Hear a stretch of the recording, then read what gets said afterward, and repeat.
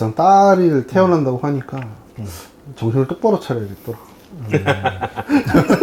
총기 소지가 가능한지 한번 알아보고 싶고 약간 그러지 않아? 그래서 막 태권도나 검도나 뭐라도 하나 가르쳐야지.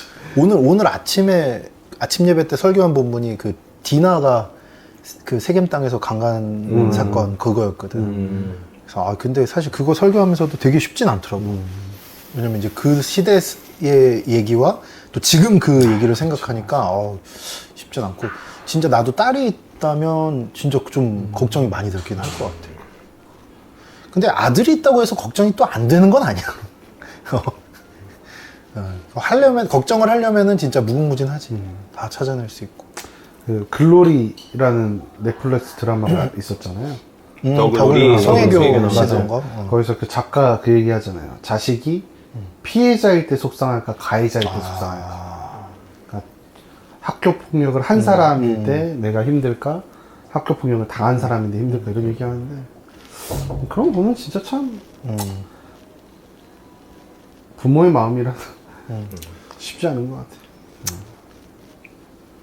근데 보통 가해자 부모님들이 내 자식은 그럴 애가 아니다, 우리 애는 그럴 애가 아니다라고 얘기하면 그럴 수 있죠. 두둔하잖아. 안 보이던 모습이라고 보통은. 생각하니까.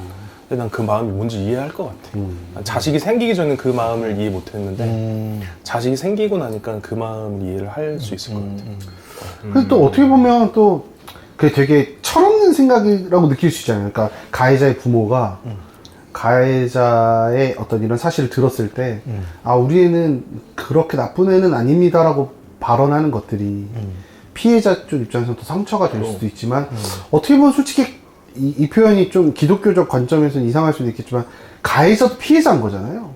그러니까 결국 가해자도 뭔가의 어떤 뭐 문제라든지 이런 결핍이나 부분에 이런 거? 결핍이나 뭐 그런 면에서. 그러니까 애들이니까 애들 기준으로 봤을 때는 그런 거 보면 어떻게 부모가 그렇게 좀 지지하고 믿어주는 발언을 왜 할까라는 것도 어느 정도는 이해는 되는 것 같아요.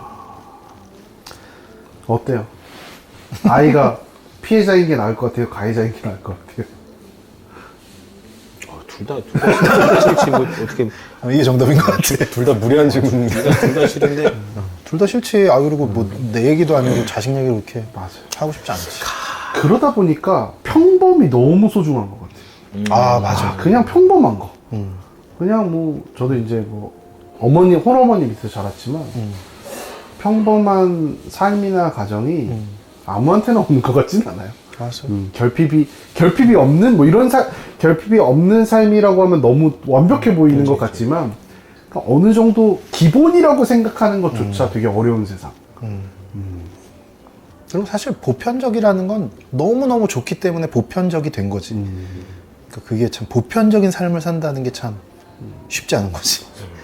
감사한 거기도 하고. 또 우리 살다 보면 너무 평이하고 보편적이면 또 약간 좀 지루하고 또 그런 것도 있긴 하잖아. 맞아요. 근데 사실 그 일상이 너무 감사한 건데. 맞아요. 중호형이 이제 그 얘기를 물어보셨거든요. 최근에 뭘로 회개했느냐. 근데 요거에 대해서 회개 좀 했어, 그랬어. 생각이 좀 되더라고요. 근데 생각이 됐던 건 그런 거였던 것 같아요. 뭐냐면 사실은 회개라는 건 하나님이 저의 죄를 용서해 주셨다는 걸 믿는 거잖아요. 하나님이 나의 죄를 고백했을 때 십자가 구속을 통해서 죄값을 치르셨고 나를 용서하시고 나는 다시 그 일을 안 하면 되고 라고가 이제 회개의 완성이라고 생각한다면 찝찝한 마음은 어떻게 해석이 돼야 될까요? 죄책감이죠, 일종의. 회개가 덜 됐다고 보는 게 맞을까요? 그러니까 이게 좀 고민이더라고요. 회개하고도 여전히 그렇죠. 뭔가 찝찝하다. 그렇죠. 하나님 앞에 죄를 다 고백했음에도 후련하지 않은? 아니면 뭐 예를 들어 쉽게 말하면 내가 누구를 한 대 딱 때렸는데 뭐 그래서 가서 사과도 했다고 치고 했다 치고 뭐 했다 치고 좀 웃기다. 사과했다 치고 진심으로 사과했다 치고 하나님 앞에도 회개를 했지만 약간 폭력적인 내 모습이 자꾸 마음에 남고 이렇게 좀 죄책감에 사로잡히는 모습은 도리어 약간 회개의 그런 능력에 대한 믿음 없는 모습으로 보여지진 않을까. 근데 그 사람도 널 용서한다고도 했고. 그 전제죠. 그 정도 전제를 까는 거야. 완벽한 전제를 만들었는데. 근데 사실은 그럼에도 마음에 그게 남아있는. 더 큰 거는 완벽한 용서가 또 있을까 싶기도 해요. 왜냐면 피해자는 그치. 뭐 계속 사로잡힐 수 있으니까 언제든지. 힘들 수 있지. 그래서 그런 생각이 들더라고요. 그러니까 하나님 앞에 되게 오랫동안 그러니까 그 회개라는 언급을 하시기 전에 내가 마지막으로 회개한 게 언제, 그러니까 좀 제대로 회개한 게 언제지? 이렇게 몸이 건조하고 통쳐서 회개하는 거 말고 그러니까 뭐 하나님 앞에 제가 좀 이런 나약한 사람이다라고 고백한 게 뭐가 있을까를 고민하다가 어느 일만의 사건 같은 게 떠올랐는데 그게 되게 아직도 여운처럼 남아있더라고요. 그래서 이 상태를 내가 아직 온전한 회개를 못한 상태로 봐야 하나, 아니면 회개라는 하나님이 진짜 다 용서해 주신다는 그거에 대한 믿음이 부족한 걸까? 라는 고민이 좀 들더라고요. 회개의 끝은 어디? 어디까지 해야 회개가 된 걸까? 죄책감은 어디서 오는 감정일까? 이런 생각이 좀 들더라고요. 그게 필요하기 때문일 수도 있을 것 같아. 그러니까 뭐 회개가 다 안 됐다라고 생각할 수도 있지만 회개를 다 하고도, 그러니까 일반적으로 회개를 하고 뭐 사람에게도 용서를 받고 그랬으면 사실 자유로워지고 거기서 이제 올무에 묶였다가 풀려나는 그런 자유를 경험하게 되는 게 회개의 일반적인 경우인데, 그 일반적인 경우에서 조금 벗어난 거잖아. 다 모든 게 그렇게 됐는데도 여전히 그렇다면은 뭐 믿음이 연약했기 때문일 수도 있을 거고 뭐 여러 가지가 있을 수 있겠지만 어쨌든 그게 필요하기 때문 아닐까? 만약에 믿음이 부족한 거라면 믿음을 더 강화시키는 동기가 될 수도 있을 거고, 또 어떤 경우는 뭐라 그럴까, 다음부터 그런 일을 저지르지 않게끔 하는 어떤 장치나 삶의 구조를 만들어가는 그런 어떤 교두보 역할을 그 감정이 할 수도 있을 거고, 아니면 뭐 그 사람에 대해서 내가 조금 더 용서를 구하거나 아니면 조금 더 뭘 해줘야 될 상황이라고 이제 생각이 될 수도 있을 거고, 그러니까 일종의 가능성으로 이게 더 확장되고 더 좋아질 수 있는 가능성으로 두고 하나님한테 기도해보면 하나님이 어떤 식으로든 확장시켜 주시지 않을까라는 생각이 좀 들기도 하네. 어쩌면 좀 반대적인 접근으로는, 그러니까 뭐 좀 너무 좀 이상하게 표현될 수 있겠지만 약간 악의 세력의 접근일 수도 있을 것 같아요. 이상한데?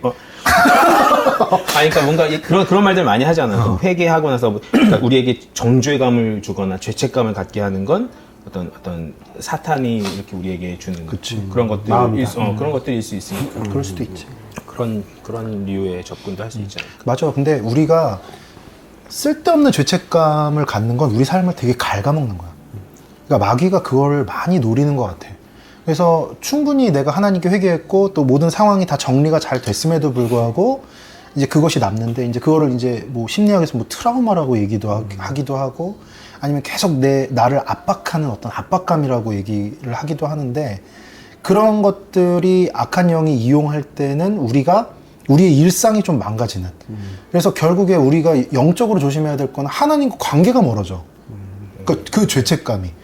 회개했고 상황 정리가 됐는데 내가 너무 벌레 같고 내가 너무 뭐 같고 막 이런 어떤 감정에 빠지면 내가 기도를 자유롭게 할 때도 그게 조금 약간 이렇게 되고, 뭐 다른 어떤 예배나 이런 데 가기도 약간 껄끄러워지고, 신앙적인 대화에 끼는 것도 약간 이제 그렇게 되고, 그러면서 좀 점점 멀어지게 만드는 그 사단의 그 방법 중에 하나이기도 한 것 같아요.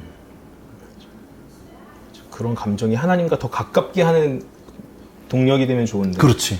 그렇지 않은 경우들이 많이 있을 것 같아요. 점점 멀어지게 하는.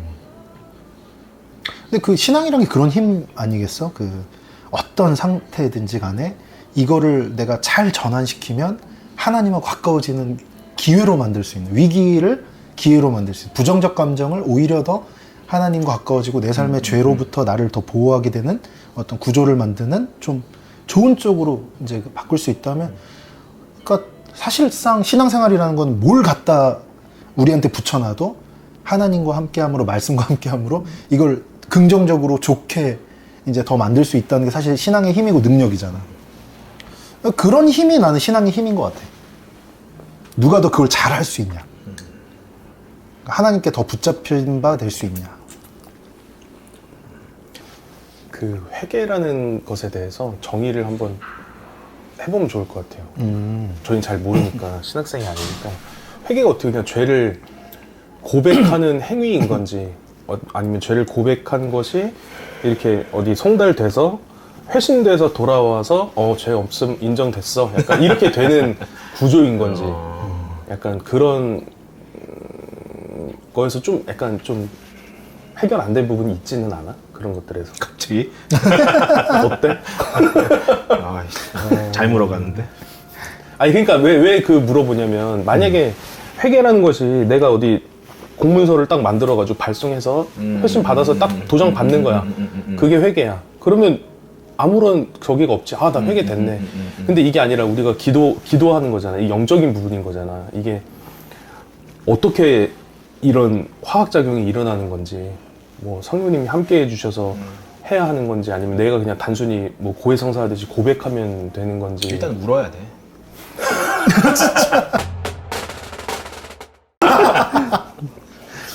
목사 지도로 넣어야지. 아니 진짜 울어야 진심이지. 일단 눈물이 나야 돼. 웃으면서 하면 안 돼. 배우들은 회계를 잘하겠네. 배우. 근데 눈물도 중요한 요소지. 어디 꺼졌어? 아니래. 삐 이러는데. 아 근데 안 그래도 끄고 싶었어요. 형 얼굴이 여기가 파랗더라고. 그랬어? 약간 무슨 전사자 느낌이지. 회계 받으러 온 회계 전달하러 온 약간 그런 존재. 근데 형이 본 거면 회계 과정은 아닌 거고 회계 결론적인 거죠? 그러니까 회계의 어떤 그런 시스템? 프로세스가 뭐냐 이거지. 약간 그런 게 궁금. 그러니까 만약에 너한테 그게 정립되어 있다면 어떤 죄책감 같은 게 남아있지 않을 수 있잖아. 예를 들어서 원두를 커피 그라인더에 넣고 이렇게 갈아서 갈린 원두가 나왔어. 그러면 회계 끝이야, 예를 들어. 그럼 더 이상 의심할 여지가 없는데 이걸 갈았는데 자꾸 원두가 나와. 이거 안 된 거 아니야? 그럼 다시 넣고 또 갈고 또 갈고 할 거 아니야. 근데 그라인더가 예수님인 거죠. 그러면은 그라인더를 안 믿는 거 아니에요? 뭐냐 이거지. 근데 그 결과물은 뭐야? 지금 감정에 대한 얘기, 마지막에 다 끝나고 나서 감정이 뭔가 껄쩍지근한 게 남았다는 건데, 그럼 너의 표현을 빌리자면 원두가 그냥 그대로 남은 거야? 그러니까 감정이 결과라면 그렇게 되는 거겠지. 그러니까 그게 뭔지 모르겠다는 거죠. 그러니까 회계의 어떤 프로세스가 어떻게 신학적으로 봤을 때 어떤 건지 저희가 좀 알면 좋지 않을까. 전 모르니까 그냥 막 얘기하는 거죠. 그거는 또 회계가 회계가 뭐예요? 그래, 너가 한번 얘기해봐. 그러니까 아니 우리가 근데 이 여기 채널에서도 그렇고 회계에 대해서 굉장히 많이 얘기를 했는데 진짜. 그 회계가 어떻게 이루어지고 어떤 방식으로 발생돼서 이렇게 죄사함이 일어나는지 사실은 정확하게 막 이렇게 짚어본 적은 없는 것 같아서. 목사님이 좋은 대답을 해주실 것 같아요. 당신도 목사잖아. 전 아니에요. 저는 아직 회교도야. 강대사예요. 그게 아니라 나홀로 집에서 본 것 같은데.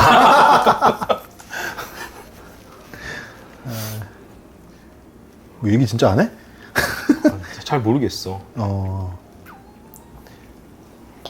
근데 천주교에서는 옆에 이제 신부님 두고 고해성사를 하면 그게 이제 죄사함이 되는. 주기도문 몇 번 해라 뭐 시키는 게 있지. 아, 그렇지. 보속이라고 하나 그거? 약간 표현을 잘 모르겠네. 일단. 뭐 어떤 벌 같은 걸 내리잖아. 그렇지. 합당한. 맞아. 그런 면에서 보면 그게 이제 뭐 깔끔하지. 껄쩍지근한 게 없긴 하겠네. 깔끔하지. 프로세스가 있어 보이네. 그렇지. 그러니까 내가 알기로는 천주교는 그래. 이렇게 해서 어떤 벌을 받아. 예를 들어 운동장 세 바퀴다. 그럼 운동장 세 바퀴 뜨면 끝이야. 맞아. 근데 세 바퀴 돌았는데도 남으면 그럼 다시 가야지. 네 바퀴다. 네 바퀴. 이게 이제 변질돼서 이게 돈으로 하다 보니까 이제 저거 된 거지. 근데 약간 개신교에서의 회계는 제사 아니에요? 제사? 그치. 처음으로 재물을 바치던 제사? 그 프로세스라는 말을 빌리자면 네. 이제 그 프로세스가 있었지. 제사가 초단축되게 만든 게 이제 예수님이라고 이해하면 날마다 예수님을 죽이는 마음으로 제사를 지내는 게 좀 회개를 예수님을 죽이는 마음. 그러니까 죄를 이전시킨 다음에 보통 양을 죽였잖아요. 전가. 그래서 이제 예수님이 어린 양으로 죄를 지고 죽으셨으니까 그런 생각을 하면서 뉘우치는 게 약간 개신교의 회개의 프로세스. 일단 그 예수님께서 우리의 모든 죄를 대속하셨다. 구속이라는 것 믿는 믿음 안에서 일단 그거 당연히 그게 전제돼야 되는 것 같고, 회개할 때 그러니까 뭐 문자적으로 봤을 때 회자가 후회할 회자의 개자가 돌이킬 개인가? 라고 알고 있어. 그러니까 보통 회개라고 할 때 우리가 소위 말하는 후회랑은 이제 다르다고 말하는 거지. 그래서 우리가 어떤 회개할 만한 어떤 행위에서 완전히 돌이켜서 이제 이 회개할 어떤 행위를 이제 멀리하는 것까지 가야 진짜 회개라고 뭐 말할 수 있지 않을까. 그리스어로는 메타노이아인데 이제 메타는 뛰어넘는다, 초월한다 이런 의미고, 이제 노이아 누스라는 거는 우리의 정신이나 이런 생각들, 그러니까 기존에 있던 것들하고 전혀 다른 개념으로 우리가 이제 도달하고 거기서 진입해서 시작하는 걸 얘기한다고 생각할 수 있거든.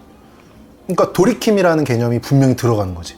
그러니까 이전에 있던 거, 생각, 뭐 행동, 모든 어떤 내 삶이 이제 그 회개를 통해서 초월해서 새로운 삶이 시작되는 거니까 돌이킨다라는 개념이 나는 분명히 들어간다고 생각하고, 그 프로세스를 말하자면 나는 교제라고 생각해. 교제, 하나님하고 교제하고. 그러니까 회개라는 거는 내가 잘못한 거를 하나님께 말씀드리는 것이기도 하지만 하나님이 그럼 이제 용서한다 이렇게 끝나는 게 아니라 내가 잘못한 거를 하나님께 말씀드리면 그럼 그 기도의 과정을 통해서 하나님이 내가 뭘 잘못했는지를 너무 명확하게 알게 하시고, 그럼 그거를 어떻게 다음부터는 안 할 수 있는지, 혹은 어떤 식으로 내가 용서를 구하든지 뭘 하든지, 뭐 운동장 3바퀴든 4바퀴든 그러니까 하나님을 통해서, 우리는 뭐 매개자가 따로 있는 게 아니라 중보자는 오직 예수님이니까 예수님 이름을 통해서 기도하면 하나님이 우리에게 그걸 알려주시고, 그 과정, 그 프로세스를 통해서 내가 새로운 지평에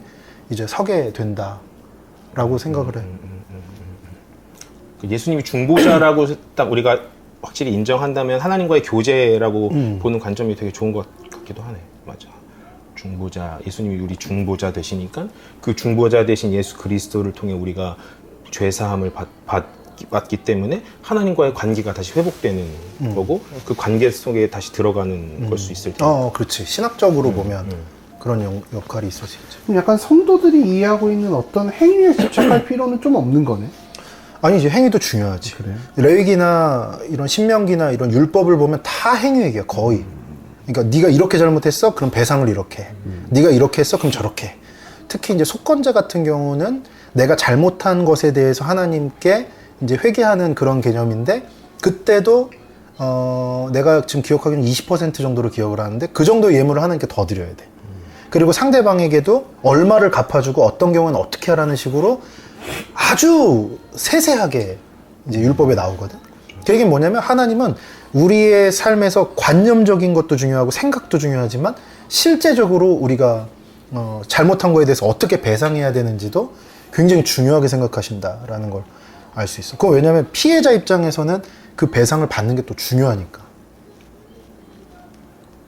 그래야 또 그 다음 삶이 또 가능하지 않겠어? 편안하게 또 지낼 수도 있고. 약간 그 밀양이라는 영화에 보면 그 전도연인가? 전도연의 아들이 죽나요? 아빠가 죽나? 아들이 죽죠. 그 죽인 사람이 교도소에 면회를 갔는데 그 사람이 저는 하나님 만나서 새 사람이 됐습니다.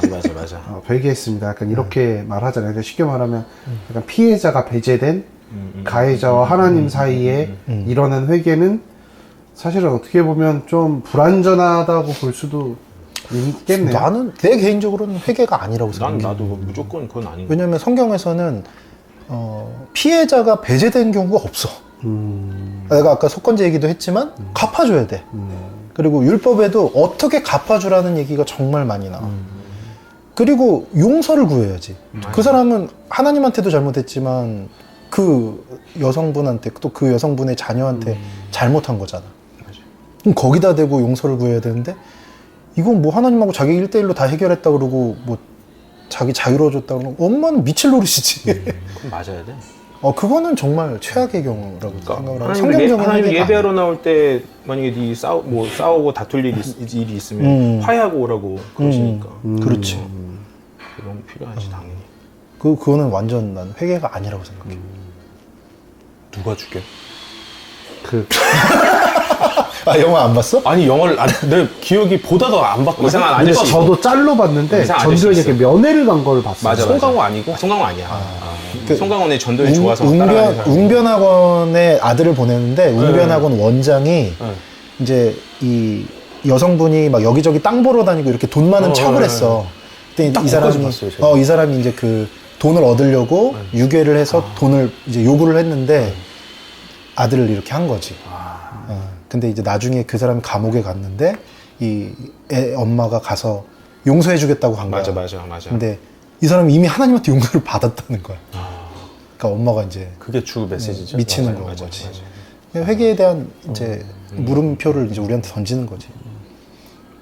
근데 피해자가 배제된 경우는 없어. 그거는 회개라고 보기 어렵다고 난 생각해. 그 이제 그 야곱이 이제 라반한 외삼촌한테서 이제 20년 동안 일하고 막 고생하다가 이제 형 에서를 만나러 가거든. 근데 에서한테 잘못한 게 있잖아, 라반이 이 야곱이.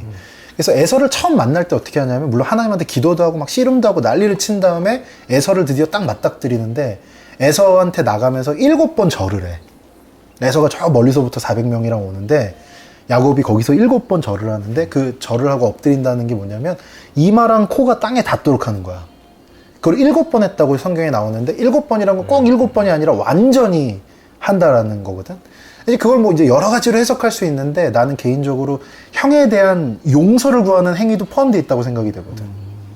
형을 속이고 아버지를 속인 그 야곱의 그 회개에 대한 마음이 분명히 거기 녹아져 있다고 생각을 하는데 만약에 그 죄수가 그 아이를 유괴해서 죽인 그 사람이 진짜 회개를 했다면 하나님하고 만나서 진짜 잘못을 빌었다면 나는 그 아이의 엄마가 있으면은 그 사람은 7번씩 절을 하면서 엄마한테 가야 된다고 생각해. 하나님하고 진짜 그 사람이 교제를 하면서 회개를 했다면 그 어머니가 거기 왔다고 딱 얘기를 듣는 순간 난 어떻게 그 사람한테 미안함을 표현할까? 그러면 이마랑 코가 땅에 닿는 절을 7번씩 하면서 그 엄마한테 가도 해결이 안 되지. 그러나 어쨌든 그런 모습을 보였어야 되는데 이건 뭐 완전 무슨 천사의 얼굴을 하고 회개를 자유로운 얼굴을 하고 그 어머니를 만나니까 그 어머니가 얼마나 그러겠어. 그런 회개는 나는 없다고 생각해. 나름 기독교적으로 어떤 뭐 좀 어떤 화두를 던지려고 했지만 어떻게 보면은 전혀 기독교적으로 화두가 될 수 없는 거네요. 잘못된 회개를 하고 있으니까. 그거를 보여주는 거지 그 영화는.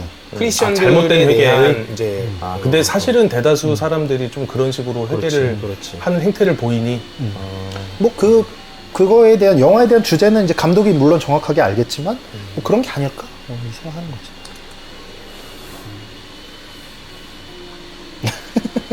회개 진짜 어렵다. 어려워. 그 좀 찝찝한 감정이 남는다는 거는 어떻게 해결이 됐어? 그 질문은? 글쎄요. 근데 그거는 혼자 고민할 땐 약간 그렇게 생각했어요.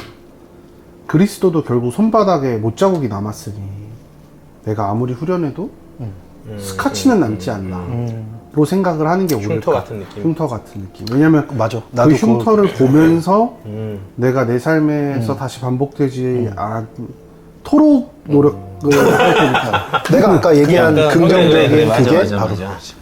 그렇게는 생각은 그러니까 나도 분명히 하나님한테 회개했고 사람한테도 용서를 구한 적이 있는데 그게 여전히 남아있거든. 근데 그 죄의 본질은 뭐였냐면 교만이었어. 근데 나는 이제 나랑 그때 같이 있던 사람들이 나 때문에 상처받았다는 생각을 잘 못했어. 근데 어느 순간 이렇게 기도를 하는데 하나님께서 그걸 보여주시더라고. 그래서 내가 이제 그때 진짜 울며불며 이제 회개를 했고 내 교만을 보게 하신 거지.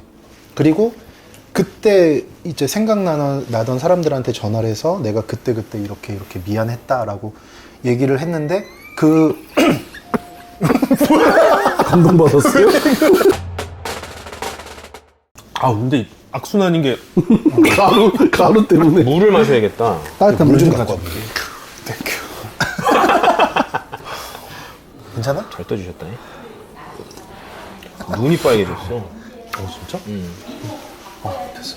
친구들한테 이제 전화해서 미안하다고 얘기를 하고 그랬더니 그 친구들이 그 이제 동생들이랑 막 이런 친구들이 사실은 그때 되게 좀 섭섭하고 좀 이제 그런 마음이 있었다고 그때 이제 얘기를 하더라고.